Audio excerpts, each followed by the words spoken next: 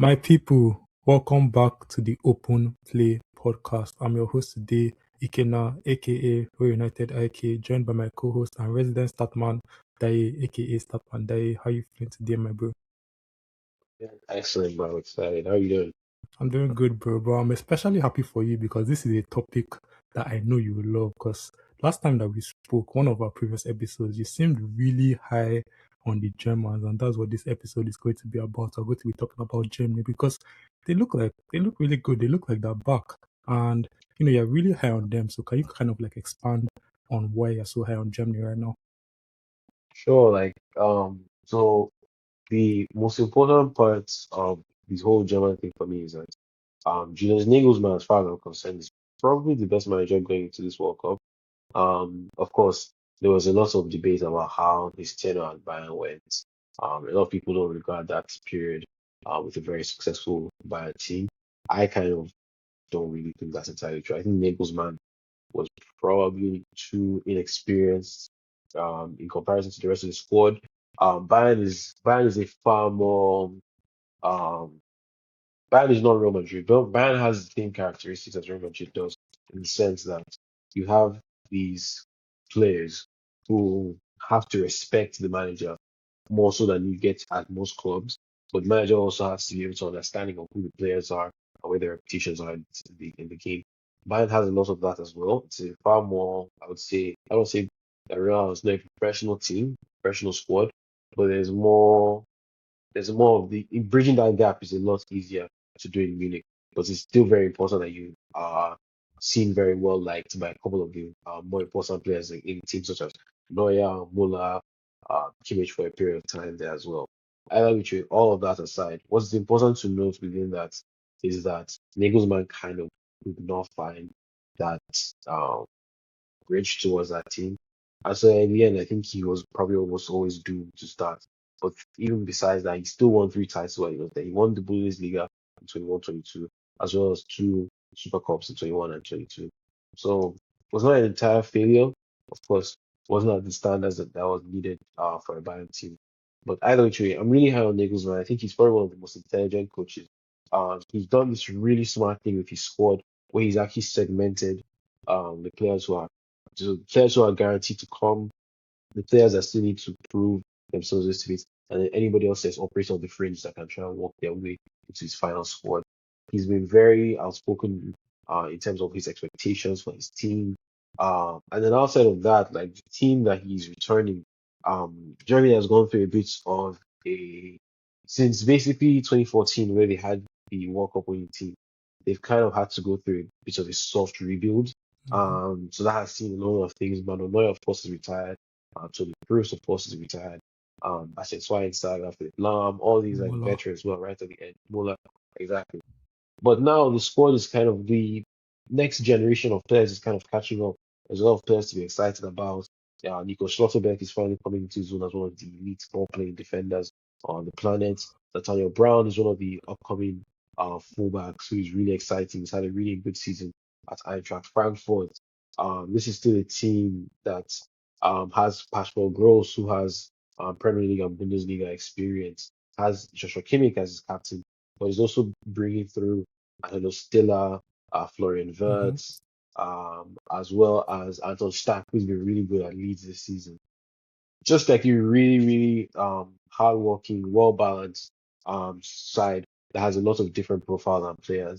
And I just think that all of that is just coming together at the perfect time. It's a really smart manager, a really smart squad, and has a good enough blend of enough older players that now respect Nagelsmann, especially more as a national team coach as well. Um, that's finally getting in that level where he's able to bridge that gap. And so I think it's a kind of sport that's I don't like the word dark horse all the time. I think we forced to attribute it to teams that have not really that much so. But either which way, this is just the kind of team that like I think a lot of teams be very frustrated playing against. That's fair. Especially because like I said before, I think that in every single game they'd go into the match with the better coach. And even in the international football scenario, I still think it's quite important to have like forward thinking, smart thinking managers, even at that stage. I mean, you seem very high on the team as a whole, like the entire squad. But what was your favorite part about the team? Is it the defense, the midfield, the attack, even the style of play? What do you think is the best thing about Germany right now? I think that what is like really exciting is that there's just this insane crop of young players, especially in the midfield and the attack, where we get like Leonard Carl, who's coming through, Tom Bishop, of course, Said Mana. Like the front line is kind of starting to come together in terms of that we're finally getting. There's been a bit of a dearth of returns for there for a bit. Um, so having a couple of players kind of grow into that role, I think there's like really, really like it's a really, really fun team. Like again, like Alexander Pavlovich, like Felix Mesha, Karim Adeyemi, Asano Wataro as well, who's at RB Leipzig. Like it's just like a really these are really, really exciting players coming through all at the same time. And so of course you have your veterans like Kimmich in the team and you know obviously Gnabry. Neuer is not going to Gnabry, but not even not. I don't bring up Neuer to say that Neuer is going to go to the World Cup, but more so that I think he's within those circles, and so he may not be relied on, but I think there's a situation where like they have conversations and he's within the at least the atmosphere of that national team. So it's just like a perfect blend of having enough superstars, but also enough young hungry players that even if this World Cup isn't the World Cup that they go outside and they shine, I think they'll be really, really well set up for the next one as well because a lot of those players will be far more mature. They've had experience here. And so it's just the kind of team that is really fun to project. And that's without even making the consideration of what players they might also get coming through in that same Yeah. 4 year period. Even this team at some point is even going to get to return a healthy Jamal Musiala, who I think is probably one of the best young players on the planet. Incredible frontline talent. Like so many fun players, so many fun profiles, and a really, really intelligent manager. It's like the perfect kind of intersection to have there. I mean, they obviously have a very good squad right now, except from in goal, where they are backing the likes of Oliver Baumann and Alexander Nubel. Do you think that that's a major weakness for them, and that's something that can hinder them at the World Cup? Absolutely not, because again, this is this. So the focus has been made of Oliver Baumann and Alfred Nuno. But to be honest with you, even if it's not this World Cup, I don't think that should be an issue for the next World Cup. They have Jonas Uble, who is at Bayern this season, who has been able to deputize when called upon and has been really, really good. He's a really, really exciting goalkeeping talent. And then Noah Tubolu who's at Freiburg, has not been as good this season as he was last season, but like really, really fun modern keeper, exceptionally good with the ball at his feet, and has shown the ability to be a very good shot scorer. I believe he has the Bundesliga record for the most penalties saved in a row. I think it's about 5 or 6. So like really, really, really exciting. I think both of those will probably come up at least by the next World Cup. Like these will probably be two of the 4 or 5 players who will be in contention to be Germany's number one. I wouldn't be surprised if it's either of them, to be honest. Mm, that's fair. But I will ask, do you think that there's still a chance that Neuer makes the World Cup? Do you think there's any chance that they can Uh, convince him to make the World Cup? no, I think not. I think not, and I think it's fine. Like Neuer has run his race. He's been an exceptional player, but I think that commitments of international football as well have kind of just passed him. I think extending out his career as long as he has now is part of it has been like not having to worry about that and getting the international break to rest, recover. I kind of be fully focused on buying. So I don't think it's going to happen. I don't think he would consider it either. I think that kind of done. I mean, that's fair. I was of the opinion that, if there was any chance whatsoever of convincing Neuer to make the World Cup, that they should, especially after watching his performance against Real Madrid. It just shows that he still has it in his locker, right? And I just think that with this strong Germany team right now, the squad that are backing at the World Cup and how high you are on them, I just feel like you want every single stone turned. Like, so you want your keeper to be the best, the midfield to be the best, defense, everything, right? And if Neuer is still living and breathing and kicking a football, I feel like you should try and convince him to make the World Cup. But if you think that there's no chance, and he shouldn't make the World Cup because, like, he should just focus on his club career, then I'll say that that makes sense, right? But would you say that Germany are back to like the dominant team that we needed to be in the past, or that's still in that rebuilding phase? I don't think that the dominant team just yet. I still think that they are in the prove it phase where they've amassed the talent. The talent is there. They have enough of the players coming through. They have a really smart, ingenuitive manager, someone who is like really tactically smart, very well lauded in those circles. And so I think that what they now have is a squad that we kind of need to understand where who can fit in where, who are the players that we can definitely trust in this certain position. And then after in the next 4 years, I think is where you will see the best version of this team, where a lot of those questions have been asked, answered, and more players have gotten to come through. So and then the players like Leonard Carl, who are 17 or 18 now, gets another 4 years, and now they're 22, and he understands both how to play at this level. Both he'll have definitely played at least for Bayern for an extended period of time in the Champions League, winning league titles. So it's the kind of experience that grows into proper footballers. And so once those players, and it's important to know that these players will move on, and Lucilla will move on. Um, Pavlovic, I don't think will move on, but their players are going to move on as well. They're going to see different experiences, get to play. Some will definitely play in the Premier League, some will play abroad, some will play elsewhere. Like these are all things that form the experience. So I think right now the team is a bit young, but this is in a stage where there needs to be some proof of concept. There needs to be some understanding as to what this greater idea is. We need to know who can we rely on, who is maybe more on the fringes. And in the next 4 years, I think they will have if I let have chance. It's hard to say if Nagelsmann will be there in 4 years, but either which way, I think if the process is similar to how they would have gotten to Nagelsmann to begin with, and of course, it's not particularly hard, hiring the best German manager out of work when you're a German national team. It's not rocket science, but the idea is that your process is similar and you find someone who can kind of instill those ideas. Either which way, he might still be there in 4 years, and you still Mm. get a fantastic opportunity with a very smart coach and a very good team. Well, based on your assessment of them, how well do you see them doing at this coming World Cup?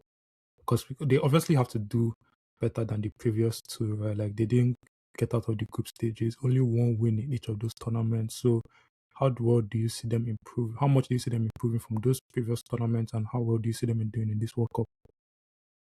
I think they'll definitely be better than most of it, but I think this team is good enough to come out to the group stages. And then based on how well they do inside group stages, I think they could definitely still win first knockout game.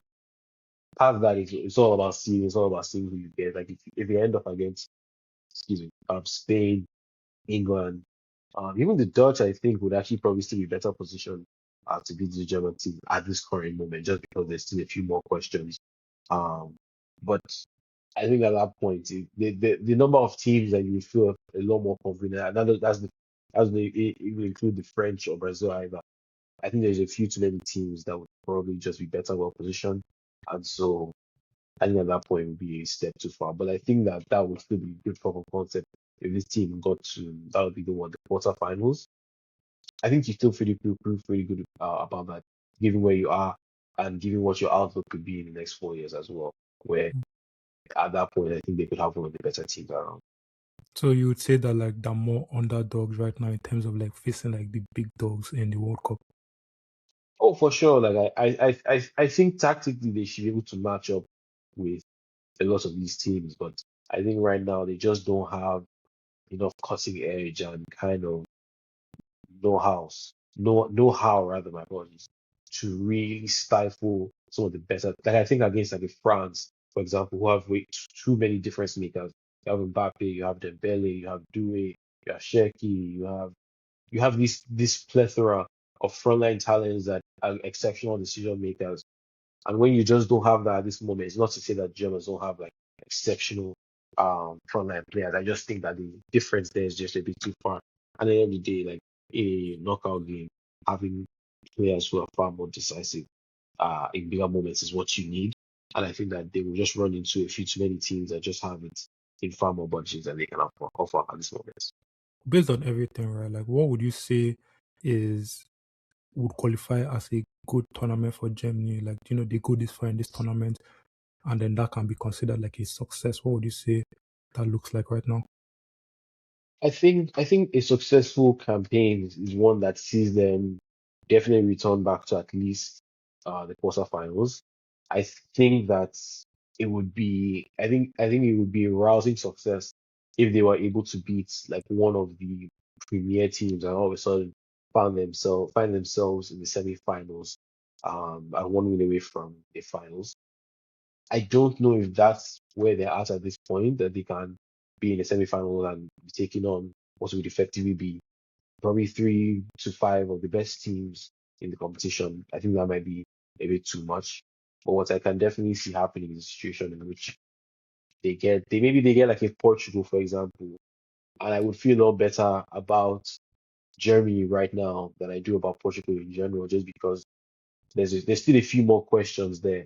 I think as well with Portugal, just that, just in the sense that if Portugal like gets out of the group stage and hasn't started well, and then they face like they get a bit lucky with their first draw, and it's like, okay, now this team has scored like 5 goals throughout the entirety of like basically effectively a goal a game, and you know it's been a bit, and then the German team has just come out with a lot more about them. Yeah, I don't see any. I don't think it would be an awful surprise if they beat Portugal there, and all of a sudden they're in the quarterfinals, and we're looking at a team that could really be a well, not even in the quarterfinals. That would be their quarterfinal opponent. All of a sudden they're in the semis, and who knows what happens at that point. But I think for sure being better than a group stage team, which I think for sure. I yeah, think I feel very confident in saying that they will get us in the group stage. yeah. I think proving that the team is definitely more than that, and then getting at least a win in the knockouts, I think would be a successful campaign. Just to add my own 2 cents on the Germans, like I think in recent times I've been really high on them as well, especially going into that Euro 2024 tournament when they had Tony Kroos coming back out of retirement and everything. I was really, really high on them. But in that tournament, they did get eliminated by Spain, who obviously ended up winning the entire tournament, right? And it just goes to show that as far as they've come, they're still kind of underdogs when they play against the likes of Spain, right? So they're not necessarily where they were in the past in terms of like every single game that they go into you can consider them favorites or at least consider them not to be underdogs. In terms of this upcoming World Cup, they obviously have to get out of the group stage, I think, especially given like how good they are right now. I know you can say that about anybody, but I just think that Germany has to get out of that group, especially given how badly they did in the past 2 World Cups. Only 2 wins in those 2 World Cups, one each, right? So they didn't get out of the group stage. But right now, I look at that group. That group is just too easy to not get out of, right? Like Curacao, I don't even know, Ivory Coast, Ecuador, like that group is just perfectly set up for Germany right now to make it out of the group, right? So I think that Germany is a really good team. I think they have a really good manager. I think they have a really good squad. Like you said, it's the perfect balance between like experience and upcoming talent that can see them going into the future as well as, getting the job done right now. So I think that Germany is really a team to look forward to going into this World Cup. In terms of where I see them finishing or where I think they can finish and it to be like a successful tournament. I would say maybe like you said, like the quarterfinals would be a good place to like go and say that, like we did a good job, like we made it past the group stage, we made it past the round of 16, but maybe we got eliminated by like a Spain or a France or something that is just too powerful for us right now. So yeah, I'm really high on the Germans and there's every reason to be high on the Germans right now. Let us know what you guys think about Germany. Let us know how far you think they're going to make it to the World Cup. Let's just know all the answers to these questions, right? But with that comes the end of this episode. This has been great. Thank you for your assessment of the German national team. And Absolutely, man. Absolutely, man. please subscribe to the channel if you made it this far into the video. Make sure you like if you like the video as well. Even if you didn't like it, like just leave a like just for the sake of it, man. And follow us on social media at the Open Play Pod on X, TikTok, and Instagram. And yeah, just do your jobs, man, and we'll continue to do our jobs. But yeah, with that comes the end of this episode, and we hope to see you guys again next time. See ya.